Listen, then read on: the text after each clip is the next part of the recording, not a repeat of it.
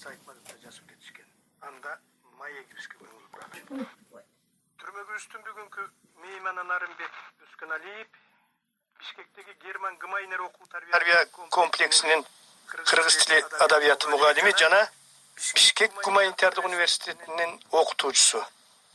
Нарымбек абдан чоң иш жасаптырсың. Ыбырай Абдрахмановдун чыгармачылык өмүр таржымада деген бир китеп, анан кийин ушул эле ыбыкебиздин кыргыз макал лакаптары деп канча жылдан бери архивде жаткан кол жазмасын өзүнчө китеп кылып чыгарыптырсың. Эми менин суроом ушундай болсун. Ыбырай Абдрахманов деген ким?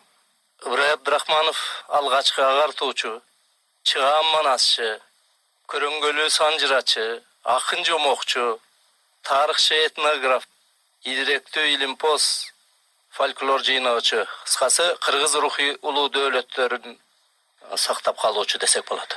Жанагынчалык деңгээлге кантип жеткен? Совет бийлигинин алгачкы жылдарында иримге аралашкан. Абдрахман десе улутунда каргандай ойлоштору мүмкүн. Бирок бул киши улуту кыргыз, уруусу черик, чериктин ак чубагынан болуп саналат. Ат башы районунун азыркы Казыбек айылында, Агезекте Кеңеш Айрык деген конушта ушул ата бабасы менен ошол жерде өсүп өнгөн. Туулган жеричи? Туулган жери Ысык көлдүн жетөгүзүнүн чырак айылы деп энциклопедияларда маалыматтар берилип жүрөт. Негизи көлдө туулган.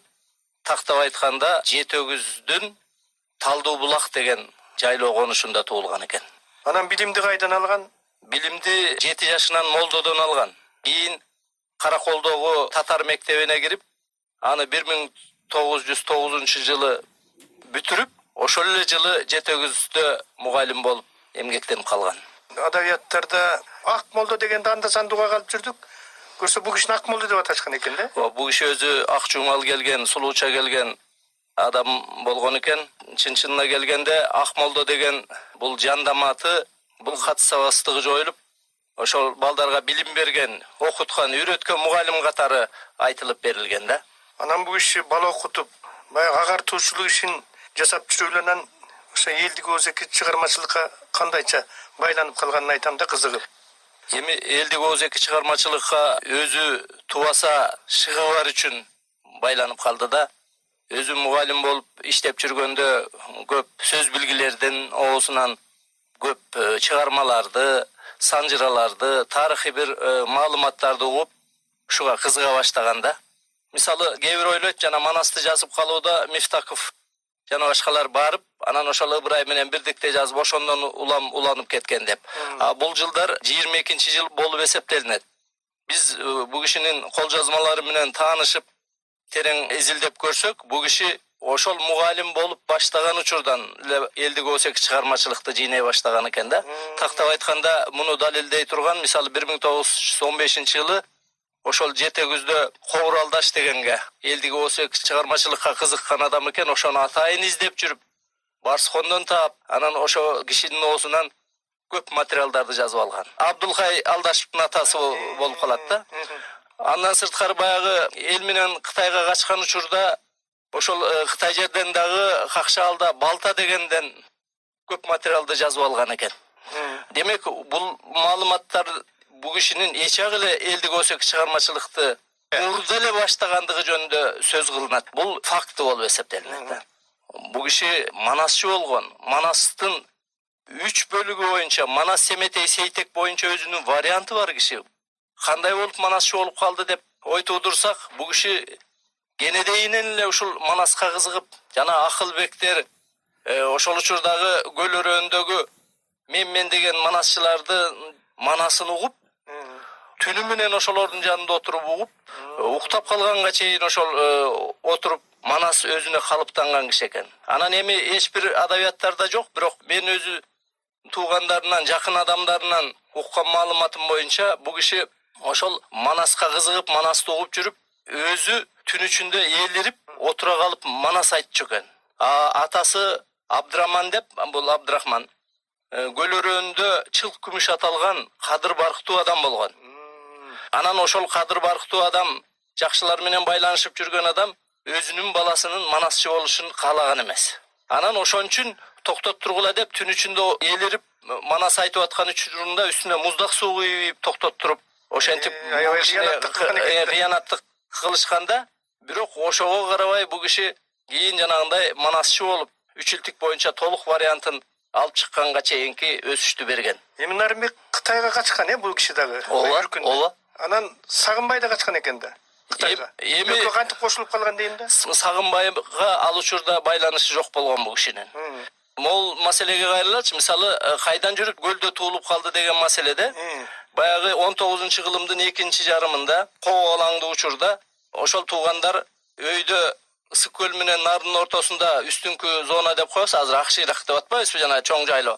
Азыркы жана Комтөрдүн аймагы. Ошол жакка барып туруп калган экен. Анан ошондон анан тиги ажерди көлдүктөр жайлайт, тиги көлгө жетөгүзгө түшүп калган да. Анан жетөгүздө жанагынтип ыбырай ошол жерде төрөлүп, көп жылдар булар ошол жетөгүздүн чырагында жашашып, анан жана 16-жылдагы үркүн учурунда туугандары көпчүлүгү булардан мурун ата конушуна ат башыга жылышкан. Ал эми Ыбырай Абдрахмановдун үй бүлөсү, Абдрахман атасы ошол эл менен кошо Кытай жергесине оогон. Негизи эле өздөрүнүн планы боюнча ошол ат башыга жылып баратышканда, ошол үстүнкү эл качканда кошулуп Какшаалга барып, кайра эле 17-жылы кайтып келип, ошол келатып эле ошол ат башыда калышкан туугандардын жанында. Бирок аталары суукка чыдабай, анан кайра баягы жылуучулук жылып жетөгүзгө жылышканда, бирок бул Ыбырай Абдрахманов өзүнүн бир тууган карындашы да ошол жерге турмушка чыгып калат, Казыбек айылына. Ошол бир тууган карындашын каралап, анан өзүнүн туугандарынын жанында өмүр бою ошол жерде туруп калган бул. Бир кызык нерсени бала кезинде ат башынан укчу элем. Кийин эмесинде көрдүм күмбөзүн.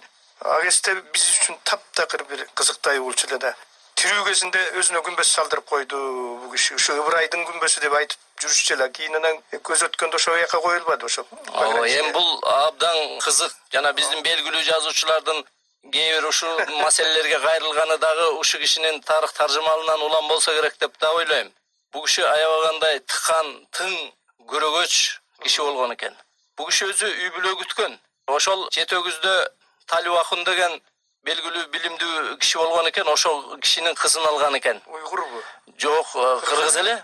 Чыракта мына бүгүнкү күнү калп айтпасам ошол мектептин аты да ошол кишинин наамына коюлган. Жетөгүздүн чырагындагы. Ошол кишинин кызын алган экен. 5 жыл жашап, ажырашып кеткен экен. Балалуу болбойт. Андан кийин дагы эле ошол жактан бир кызга үйлөнгөн экен. Анан 1-2 жылдан кийин жанагындай ат башы тарапка көчө турган болуп калган мезгилде ал баш тартып, өзүм төркүнүмө калам, барбайм деп, анан ошо менен ал менен ажырашып калган экен. Кийин ат башыга барганда дагы үйлөнгөн экен. Ал эми жана жүрүш турушуна байланыштуу оттору күйүшпөй ажырашып кеткен экен. Ошол күмбөсүнө келатканым, бул киши жанагындай үй бүлөсү болбогондон кийин, бала бакырасы болбогондон кийин, келечекте ошол өзүнүн камын көрүп, өзүнө өзү эстелик тургузуп, жайын даярдаган киши.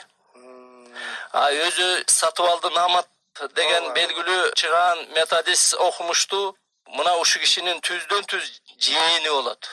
Бир тууган карындашынын баласы. Бир тууган карындашы Сейилман эже абдан кыйын чыгаан киши дагы абдан тың болгон экен. Мына ошол киши тарбиялап өстүргөн жана Сатыбалды Наматовду. Анан ошол Сатыбалды Наматовго, анан ошо өзүнүн карындашы Сейилманга алардын көздөрү өткөндөн кийин ошол эстеликти тургузуп, жайын даярдап, туугандарына тапшырып, мен өлсөм ушул жерге ушундай кылып бүт дайындап коюп кеткен киши да. Бул киши жанагындай ак молдо деп аталып атса, молдочулугу күчтүү болгон бул кишинин. Себеби аябагандай сапаттуу, жакшы окуган экен молдочулукту. Бирок башоту менен кирген эмес да. Себеби өзүнүн маалыматтарынан, Сагынбайдын айткан кептеринен баамдасак болот. Анан жанагы өзүнө өзү эстелик коюш бул динге карама-каршы келе турган маселелерде. Исламда мындай жок да. Ошон үчүн бул киши жанагындай молдо делинген менен бул өзү аябагандай билимдүү, алдыңкы көз караштагы адам болгон да.